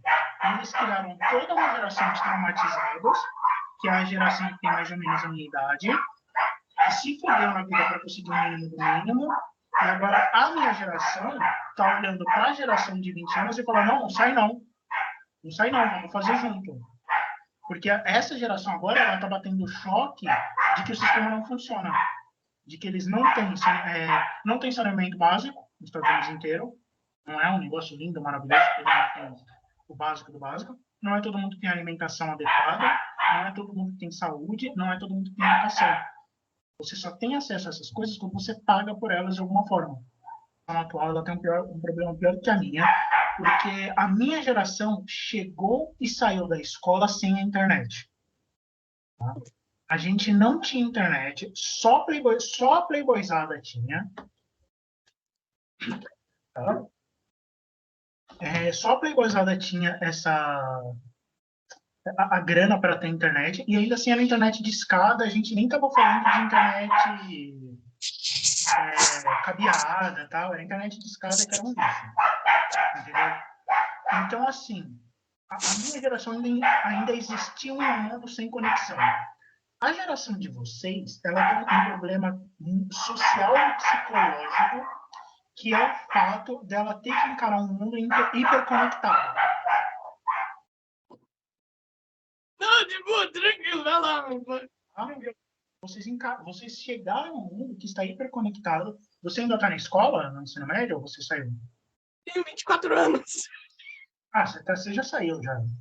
Com certeza. Entendeu? Mas a geração que talvez esteja ouvindo a gente, ou a geração mais nova, é uma geração que ela cresceu dentro da internet, cresceu já com a internet na vida, e ela chegou na escola, e a escola que ela tem hoje é basicamente a mesma escola que eu tive. Entendeu? Claro que tem aquelas palhaçadas do governo, de lousa interativa, conexão, blá, blá, blá, slide show, tal, mas é aquela velha história. É sempre o foco na merda que não devia ter. Entendeu? O foco sempre está errado. Eu entendo totalmente. Então, assim, e hoje, por sorte, a gente tem a oportunidade de diagnosticar pessoas com algum grau de autismo, pessoas com TDAH, pessoas com depressão, pessoas com alguma diferença psicológica daquilo que se considera o padrão, daquilo que se colocou como padrão. Mas, mesmo assim, a gente ainda tem um sistema de ensino que é feito para preparar, embalar e jogar para o mercado.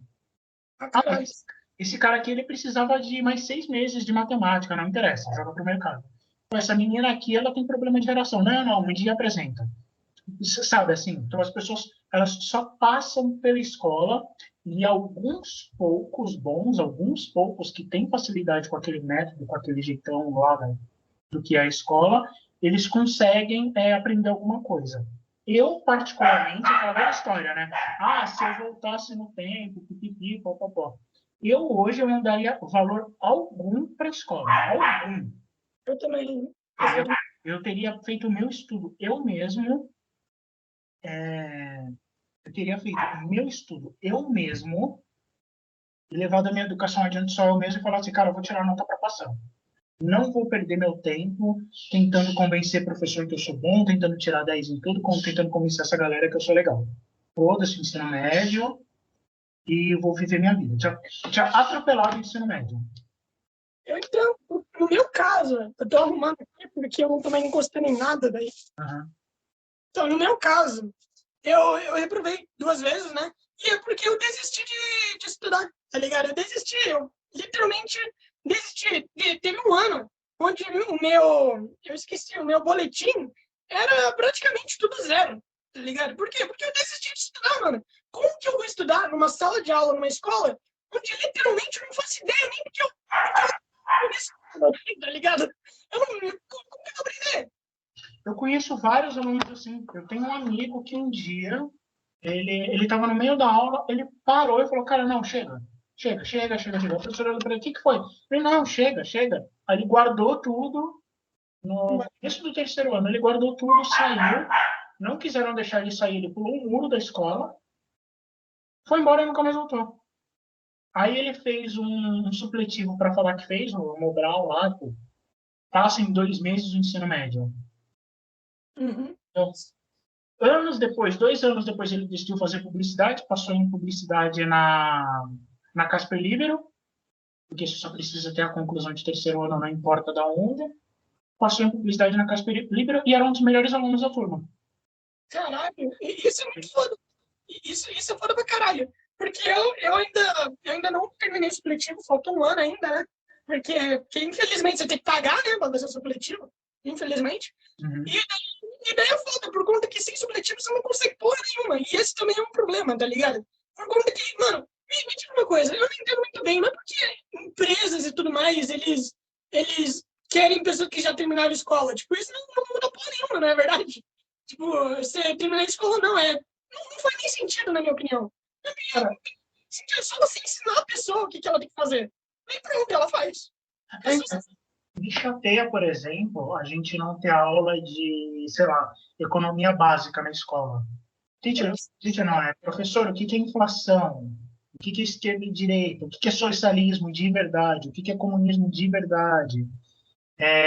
O que é fascismo? O que é militarismo? Para que teoricamente serve o exército? Entendeu? A gente fica lidando, às vezes, com umas abstrações que em 15 minutos você olhando na internet você achava. Sim, sim. Eu não tive aula sobre comunismo, mas eu tive um professor que ele era bombeiro e policial, né? E esse meu professor, ele era, você já pode imaginar, totalmente contra o comunismo, né? E ele era uma daquelas pessoas que sentiam orgulho de falar, eu peguei um maconheiro e fiz o cara engolir a maconha dele ou ele ia preso, entende? Então, ele tinha orgulho disso. Pô, pra alguém que não tem contato nenhum com política, a criança pensa, caralho, mas que foda, tá ligado? Mas Você acha, porque aquilo é um adulto em posição de poder. exatamente, mas depois tu cresce e pensa, mas que cara otário, mano, não faz nem sentido. Depois que você cresce, você olha e fala, puta, era eu, maconheiro. Sim, mano, tipo, eu era, tipo, você pensa, caralho, como eu era inocente, tá ligado? Porque ele literalmente tava falando um crime, que literalmente é um crime. A gente cometeu um crime. Então, acabou de tá lá falando um crime e é isso. Ele cometeu um crime em cima de uma coisa que não deveria ser crime, mas é. Ah, mas vamos legalizar agora, né? Não vão legalizar, eles vão descriminalizar. É diferente. Não é crime, não vai ser crime você ser pego com baseado na mão. Sim, mas qual raio? Oi? O problema. Você ainda não pode plantar e consumir. Descriminalizar uma coisa é assim, se te pegarem em flagrante, olha o cachorro. Caralho, mano, tá desesperado o cachorro hoje. Peraí que eu acho que é o irmão dela. Vou salvar o irmão dela. Tipo, O que é? O que é, Galinha? O que você tá latindo? acho que agora.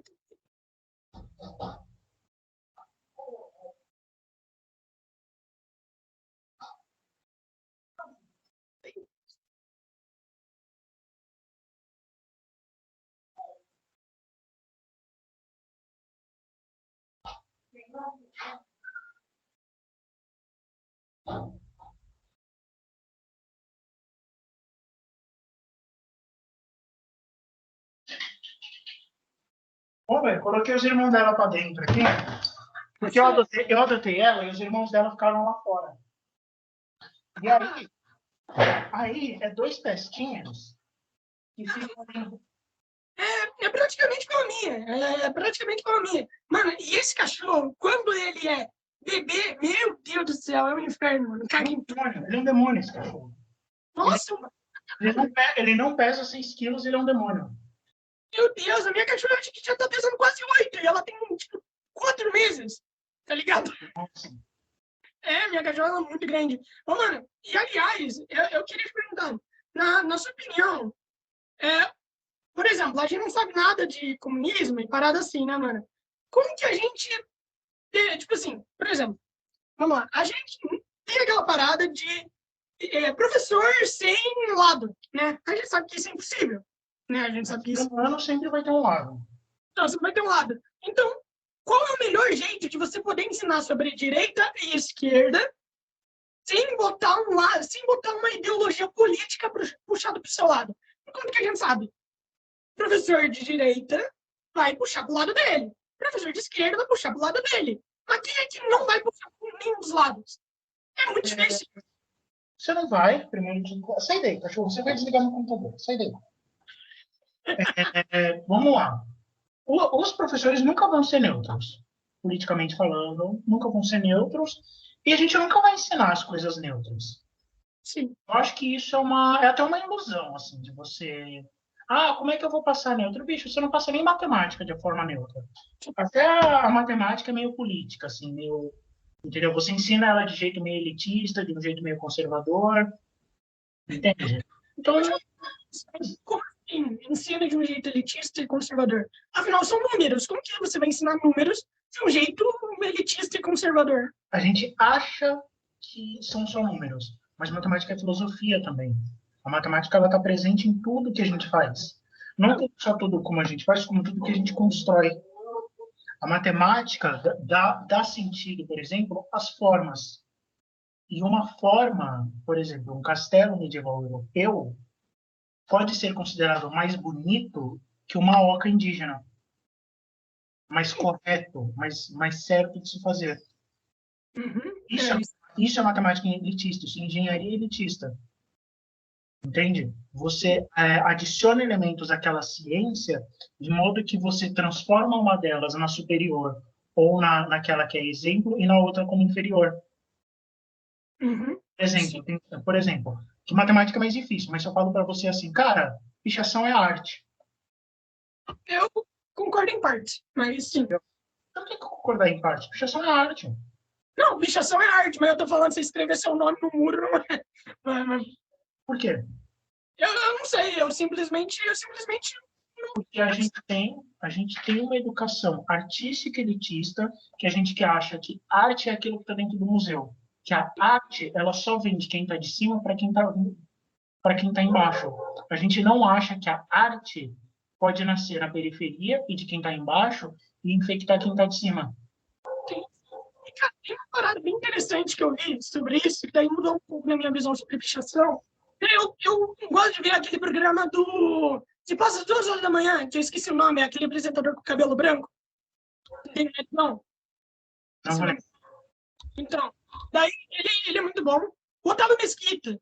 Otávio Mesquita. Nossa, Então, você tá vivo ainda? mano, ele ainda apresenta. Ele ainda apresenta. Eu assisto, é que às vezes eu tô de madrugada, né? Lá na sala, daí eu deixo a TV ligada enquanto eu fico mexendo no tablet, né? E daí passa. A última coisa que eu vi dele foi sobre BDSM, fetichismo, onde os caras se vestiam de cachorro. Isso é furry. Isso é furry. Pet play, sim. Então, daí ele tava numa exposição de arte de pichação, né? E tal, as artes de rua mesmo. E daí perguntaram para uma mulher assim: ah, você acha que esse tipo de arte é algo ruim? Então ela falou assim: não, na verdade eu não acho. Um dia eu ouvi falar que pichação é vandalismo. Daí eu respondi: sim, é vandalismo mesmo. Realmente é vandalismo, não tem mais nada do que isso. É vandalismo e revolução ao mesmo tempo. A pichação é um ato de vandalismo, só que não é de um modo ruim, é de um modo bom. O problema é que as pessoas inverteram esse conceito. Entende? Por conta que, por exemplo, vamos dizer que tem protesto, né? Em protesto, sempre vai ter o vandalismo, né? Fichação e bagulho do tipo. E isso daí é um protesto, né? E tudo mais. Só que daí as pessoas inverteram para achar um modo ruim para isso, entende? Obviamente que você pichar a casa do seu vizinho não é a melhor coisa do mundo, né? Não é um ato muito bonito, né? Mas ainda é alguma coisa. Mas que porra de protesto bunda mole é esse que não pode quebrar mais nada? Mas, mano, eu sempre... fazer protesto pra quê? Não fica em casa. Exatamente, eu sempre falei isso pra galera, mano. Protesto sem violência não adianta. Aqueles protestos que você vê na TV, todo mundo dando as mãos. Vai tomar no mano, vai todo mundo levar porrada, tá ligado? A gente sabe como é. Você tá nem onde, gente. É a mesma coisa quando meus amigos reclamam, porque eu fui pro protesto e a polícia foi violenta. Gente, a polícia é um órgão de repressão do Estado, a polícia é fascista sim, ela não pode dissociar a existência dela do fascismo, porque isso é parte da existência dela. O policial em si, o cara, a figura ali, sim, o uniforme em si, pode não ser fascista, mas a entidade polícia é. Eles vão te descer o cacete. Você quer que eles não te desçam um cacete? Você vai ter que dar um golpe e tomar o poder. E aí vai ter que morrer um monte de gente, vai ter que destruir um monte de coisa. Se estão afim de dar um golpe de verdade, um golpe popular, derrubar todo o conceito que a gente tem de democracia pequeno-burguesa que foi construída nos últimos 200 anos, Então, você vai ter que ser violento. e até agora a gente só tem reformistas. Só tem gente que foi lá, sem violência, ergue as bandeirinhas, e aí dá uma reformada no sistema para acalmar e acabou. Aí a polícia dá um cacete numa galera, volta para casa de olho roxo, conseguimos, e aí consegue esmola do governo. Mano, isso daí é uma pergunta que não adianta nada. O problema do brasileiro é que o brasileiro é aquela coisa assim, vamos lutar, mas daí na hora da luta, já fala, não, peraí, vamos com calma, né? É igual você falou do seu amigo lá, falou, que se a gente fosse cristão, não sei o quê, a gente teria começado a guerra santa contra vocês. Meu irmão, você não aguenta a primeira paulada no joelho. Exatamente isso. A galera quer ser violenta, mas é aquela coisa, né? São dois cachorros latindo um pro outro, mas ninguém avançando. Você não aguenta. A galera da extrema-direita não aguenta, a galera da extrema-esquerda não aguenta, ninguém quer mais, entendeu? Não existe mais espírito, principalmente no Brasil, eu não acredito num espírito revolucionário, entendeu? De gente que vai pegar em armas e vai dar um golpe, vai transformar o país em outra coisa. A gente não tem isso, não vai ter por anos, tá? Eu nem sei como a gente saiu de afrofuturismo para isso. Uhum. Mano, aqui o problema é o seguinte: a gente tem muitos jovens revolucionários pra caralho. Acho que a maioria dos jovens atualmente tem um espírito revolucionário, tá ligado? Tem espírito assim. A gente tem a galera revolucionária e a galera de pior hoje em dia, né? Essa galera de pior hoje em dia já descarta na hora, né? E daí o que acontece? A gente tem esse espírito, só que a gente tá naquilo, mano, por que brigar? Sabe? A gente tá naquilo, antigamente a galera brigava com qualquer um, só porque queria mesmo. Tô com vontade de brigar, vamos brigar, vamos. Mas hoje em dia é aquela coisa de a gente quer brigar, mas não quer apanhar, sabe? Eu não sei se você concorda comigo, a galera quer brigar, mas não quer apanhar, porque a gente descobriu que inteligência, né, a inteligência é melhor do que apanhar. Só que aí tem um problema muito grande. A galera do poder não tá ligando pra inteligência. A galera do poder não quer discutir. Não é verdade? Não faz sentido você discutir com alguém que não quer. É que não é só isso, não é só a questão da inteligência. O espírito do mundo mudou. Tá? Até a Segunda Guerra, a gente tinha um espírito humano mais violento. Sim. Vamos fazer revolução. Revolução comunista. Vamos fazer revolução. Revolução do Haiti. Entendeu? A humanidade estava vivendo em extremos sociais, de extrema pobreza, de extremo abandono, que fez com que essas revoluções acontecessem. A revolução, ela só... E aí eu vou soar muito como um fascista aqui, infelizmente. Mas a revolução, ela só acontece quando você está com a arma na cara. Quando seu filho está passando fome. O cara, boa parte, mas o cara ele não comete um assalto de graça. Sim. Entendeu? Eu sei que a fome e a miséria, elas não justificam o crime, mas elas explicam. A miséria explica a revolução tem que nascer de algum lugar. E a gente não tem hoje, apesar de, 30 milhões de pessoas na linha da pobreza, a gente não tem hoje aquela chama revolucionária das pessoas que olharem para os ultra ricos, por exemplo, e falar, mano, eu quero derrubar esse cara. Você vai reclamar do Elon Musk na internet hoje, surge imbecil defendendo o Elon Musk. Você vai atacar a empresa, surge gente que é fã de empresa. Como assim você é fã de uma empresa, porra? Você tá maluco? Sabe? Gente que defende a Disney, mano. Tem gente que defende a Disney, que vende a Apple. Tem gente que se declara Apple fag. Merda, vai pra... Entendeu? E a gente, você tá maluco, mano, de se declarar, tipo, com perdão da palavra, putinha da Apple? Tá maluco? Faz sentido, mano. Eu vi uma publicação ontem daquela coisa de redução de hora de trabalho, né? Deu muito certo, acho que foi na Islândia, se eu não me lembro, né? E pra mim tá ótimo. Pô, trabalhar 4 dias por semana, faz bem pra todo mundo, né? Só que eu cometo erro de ler comentário. Eu cometo esse erro. Eu tenho certeza que o Ultron do Era de Ultron dos Vingadores, ele passou 5 minutos na internet lendo comentário de post. Não dá, mano. A galera chamando os caras de vagabundo porque quer trabalhar 4 dias. Melhor. Vocês estão doidos, sabe? As pessoas elas vão pra internet defender o Neymar, vão defender bilionário na internet. Eu fico, gente, que desespero, que desespero. Eu vou escrever para alguns, para quem quiser receber a mensagem. Eu não vou ficar defendendo essa galerinha, não. Não vou ficar tentando salvar todo mundo, porque tem gente que não quer ser salva. Você assistiu Matrix?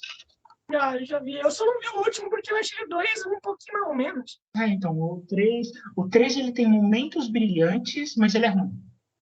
Sim, aquele filme que você sai assim e fala, como que um filme tão brilhante consegue ser tão ruim? a maldição das continuações, né?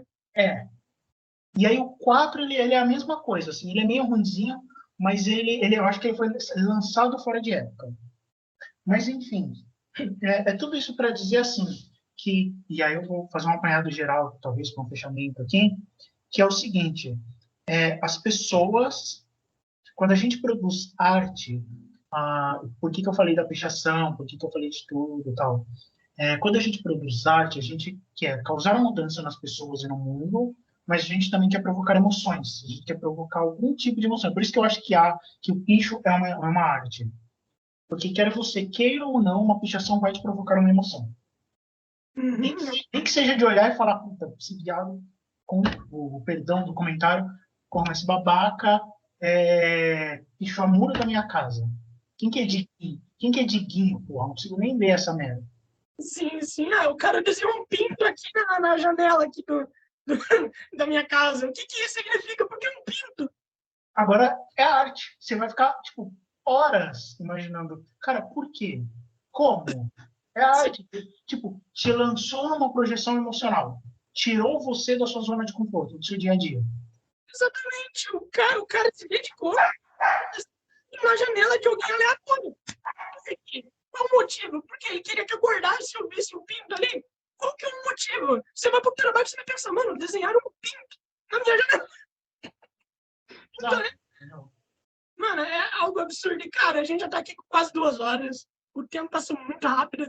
Então, cara, eu vou te fazer a última pergunta que eu faço para todo mundo, mas antes, se você quiser comentar um pouquinho dos seus livros e tudo mais, fica à vontade. Eu sei que você faz coisas maravilhosas. E uma galera que eu conheço gosta muito de você.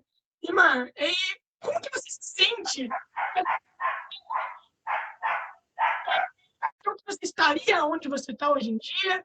E qual é a sua perspectiva sobre tudo que você está fazendo? Porque eu já escrevi 4 livros, só que tem um problema muito sério, que é aquela parada, né? Eu não vou confiar naquela coisa que a galera fala. Não, Lourenço, pode publicar sem ter antes feito o registro. Pode publicar, fica à vontade. Porque daí o registro vai para você. Eu não vou confiar nisso, né? Eu vou querer fazer o registro antes. Mas e aí? Qual é a sua visão, a sua perspectiva sobre tudo que você já está fazendo? O que você pensa? Cara, eu sou um sonhador, né? Eu acredito não só na escrita, mas eu acredito muito no mercado editorial brasileiro, apesar dele não merecer a minha crença nem o meu amor. Com certeza. Isso seria um outro podcast aqui, mais 2 horas de conversa. Mas acredito muito nas pessoas, sabe? Nas pessoas que me leem. Eu acredito muito em gente que tem chegado até mim nos últimos anos, principalmente nos 3 últimos anos que eu tenho aplicado mais selvagemmente na minha carreira, assim, de, cara, é tudo ou nada, né? E eu tenho visto uma mudança, e é uma mudança muito boa, não só de público leitor, de outras pessoas que estão me lendo, e pessoas que eu olho e falo, cara, quem é essa gente? Eu nunca vi essas pessoas, e a gente, tipo, Norte, Nordeste, Rio Grande do Sul, gente de outros países que começou a ler minhas obras. É legal, você traduz? Eu traduzo para o inglês, né? mas você pega o Google Tradutor ou você é fluente? Não, eu sou professor de inglês. Ah, tá, é verdade, desculpa, eu acabei esquecendo.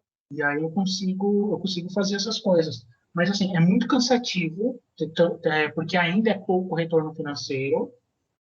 E o meu sonho, assim, o meu grande objetivo, como eu falei com o Jean Alamo, é pelo menos fazer o mínimo para conseguir trabalhar menos. Eu Hum, fazer o mínimo financeiramente, assim. Cara, que eu falo para muita gente, cara, nem preciso ser igual o Paulo Coelho, não precisa ser 100 milhões por mês, tá ligado? Mas eu ganhando, sei lá, 2 mil por mês com livros, eu já consigo me livrar de uma parte do meu trabalho e ficar me focando só em livros. uhum. Eu já consigo diminuir um pouco as minhas cargas horárias em outros lugares e me dedicar a isso. Mas é muito difícil. Eu conheço pouquíssimos autores, pouquíssimos, assim, dá para contar nos dedos das mãos o número de autores de fantasia hoje no Brasil que vivem dos livros.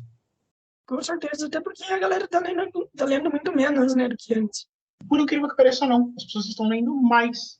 Caralho, isso é impressionante. Essa história de que os jovens estão lendo menos é uma falácia. Os jovens estão lendo, em relação aos anos 2000, quase 10 vezes mais.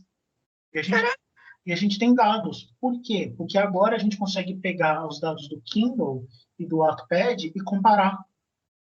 que legal. E por que você acha que começou essa coisa da galera começar a ler mais?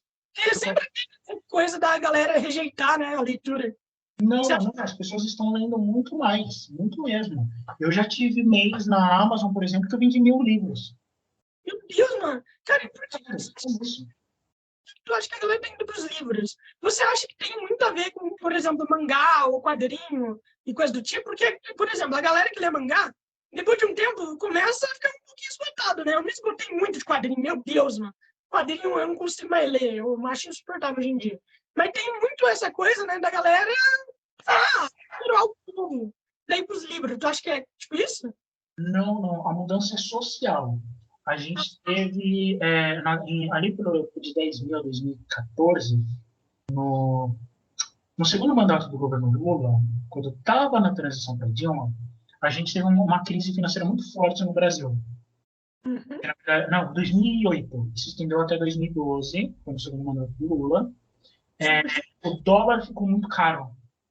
Então, para as editoras, não valia a pena trazer livro internacional, porque era muito caro. sim. O que as editoras brasileiras fizeram? Elas se voltaram para a internet e começaram a prestar atenção nos booktubers, no pessoal do Instagram, no pessoal do YouTube, no pessoal das redes sociais que falava de livros. Ah, me Só lembro. pegar as indicações dessas pessoas. Uhum. Sim. No período que eu mais vi amigo meu publicando livro em várias editoras, Gutenberg, Novo Século, Companhia das Letras, várias editoras fizeram isso. Então a gente teve um boom de uma geração de escritores e a gente teve um boom de influencers. Sim, não teve Oi? um bom número, né, de influencer, né? Exato.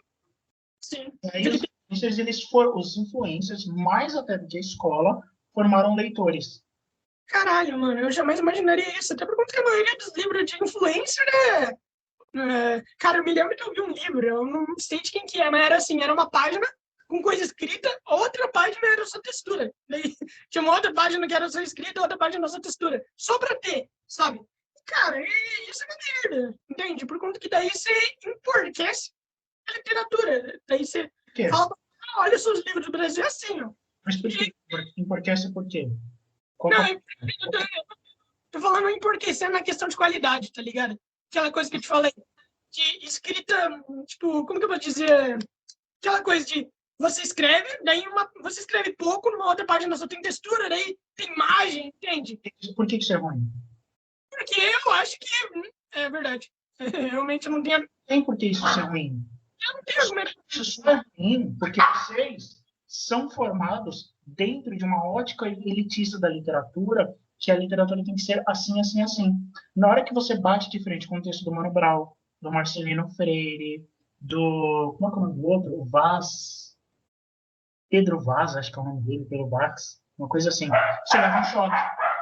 Quando você bate de cara com a Carolina de Jesus falando de favela, você fala, ah, não, isso aqui não é literatura. Porque alguém enfiou na sua cabeça que literatura é isso aqui. Tudo que sair disso, você vai falar que não é. Mano, mas você enfiar desenho junto com escrita, pode ajudar em alguma coisa? Isso chama quadrinhos. Não, eu não tô dizendo isso. Eu tô falando, tipo assim, jogos, tá ligado? E coisa assim. Você vai lá... Isso chama RPG. Ah, deixa, que eu não tô conseguindo me explicar. Não é que você não está conseguindo me explicar. É que você tem uma visão elitista da literatura de que ela é intocável. Literatura é arte. A arte não é intocável. A arte é feita para ser manipulada. Depois eu vou dar uma pesquisada melhor sobre... O livro do Menino Maluquinho, por exemplo, o livro do Ziraldo, ele tem uma página que é um A grandão. É um lá o quê? Um A grandão. Por quê? Você vai ter que ler para descobrir. Cara, Menino Maluquinho, não.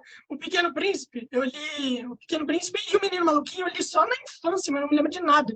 Por conta que na minha escola passavam Machado de Assis para as crianças, tá ligado? Aí você atola a criança de clássicos da literatura que ela não tem maturidade para lidar naquela época. Sim. Entendeu? Quando você poderia passar coisas para incentivar a leitura. Harry Potter é ótimo para criança, por exemplo. Eu acho uma bosta, mas eu entendo. Tá? Vai. Você poderia passar Harry Potter, você poderia passar Jogos Vorazes. Tem 1 milhão de distopias e utopias escritas por autores nacionais que a gente pode usar e não se usa. Entendeu? Sim. E cara, a gente fica insistindo no mais do mesmo. Tipo, vai passar o curtiço para a 6ª série. Sim. E eu vou já falar para a galera aqui. Galera, perdão pela minha visão elitista mesmo, então, desculpa mesmo, é que eu sei que às vezes a galera pode ficar um pouco puta com isso, né? Mas porra, eu não posso saber de tudo, a culpa também não é minha. A culpa não é sua. A gente é formatado para isso. A gente é formatado como robozinho. Entende? A gente é colocado numa linha de produção para pensar que arte é isso, literatura é isso, mulher é isso e negro é aquilo. Com certeza, não, pra caralho. Esse é um problema muito... E a gente não percebe, é igual Matrix. Você só percebe que está dentro da Matrix quando vem alguém de fora e te puxa. Você fala, cara, isso aqui é uma ilusão. Cacete. E aí você tem um choque de, não, espera aí, mas literatura não era isso, isso. Não, cara, isso aqui... Olha esse livro aqui, ó. O Marcelino Freire, convidaram ele para uma antologia de microcontos. Microcontos, falaram para ele, Marcelino, você vai adorar Marcelino Freire, você vai adorar. Marcelino Freire, oi. É uma coletânea de microcontos, tá? Você só pode escrever um microconto com até 6 palavras, acima de 10 palavras. Acima de 10 palavras não dá para escrever. Não é microconto, você está fora da coletânea. Aí ele foi lá, escreveu, não conseguia escrever. Aí ele ligou para o editor. Perguntou um negócio. Aí o editor lá, ocupado, né? Puta que pariu, que saco, né? Fala. Qual que é o tamanho do título? O quê? O título. Qual que é o título do conto, assim, né? Como é que faz título de microconto aí? Sei lá, Marcelino, coloca o que você quiser. O que o filho da puta fez? Escreveu um título de meia página e o conto era uma palavra só. Genial, mano. Atravessou o rio. A história é um negócio assim. A incrível história do homem que um dia perdeu seu chapéu e foi até enfrentar a onça para recuperá-lo. Então ele enfrentou a onça, matou a onça, fugiu do jacaré, caiu no rio e aí o conta e morreu. Caralho, mano, genial pra caralho, mano. Ele é muito Marcelino Freire. Ele é um negócio que eu falo que é uma crítica minha à literatura de fantasia, que é o escritor de fantasia brasileiro, ele tem um problema com a escrita. Ele é muito bom em criar mundos, em criar ficções, em criar coisas maravilhosas, tipo Tolkien, mas ele é um péssimo escritor. Ele não trabalha com a palavra. E é por isso que eu me destaco e eu não serei modesto nisso. É por isso que eu me destaco. Eu trabalho com a palavra. Eu trabalho com escolher a palavra correta, escolher a forma correta de colocar a palavra. Nenhuma palavra minha está ali à toa. Ela está ali para construir sentido. E através do sentido, eu provoco em você a emoção. Sim. Cara, o link dos seus livros para eu botar na descrição. Porque, pô, eu vou querer ler, né? Eu admiro muito você e o Jean. O Jean, como você sabe, o Jean, eu sou muito amigo dele, né? E, cara... Quê? Eu não sabia que vocês eram amigos. Eu tô pegando o link. Aí. A gente é amigo, a gente tem muita admiração um pelo outro. Uhum. E, cara, o Jean é maravilhoso. Eu agradeço. Agora eu tenho muita admiração por você. Mas você fez uma coisa que eu sempre quis, que é conversar sobre assuntos assim, tá ligado? E é uma parada que eu sempre fico um pouquinho pra trás, por conta que a galera discute, mas também não fala tanto, sabe? A galera quer falar, mas não quer falar muito. Então é um pouquinho, então eu fico um pouquinho com o pé atrás. E é uma coisa que eu amo fazer, eu amo discutir sobre isso. É uma parada muito boa. Então, mano, muito obrigado. Muito obrigado mesmo por ter aceito participar. Eu sei que demorou e eu peço desculpa por isso. Mas muito obrigado. Tu é um cara incrível e eu com certeza quero falar com você novamente algum outro dia. Então é isso, mano. Muito obrigado mesmo por ter aceito. E até mais. Seu podcast vai ser postado amanhã, às 8 horas. Daí eu te mando tudo que você precisar. Beleza, valeu.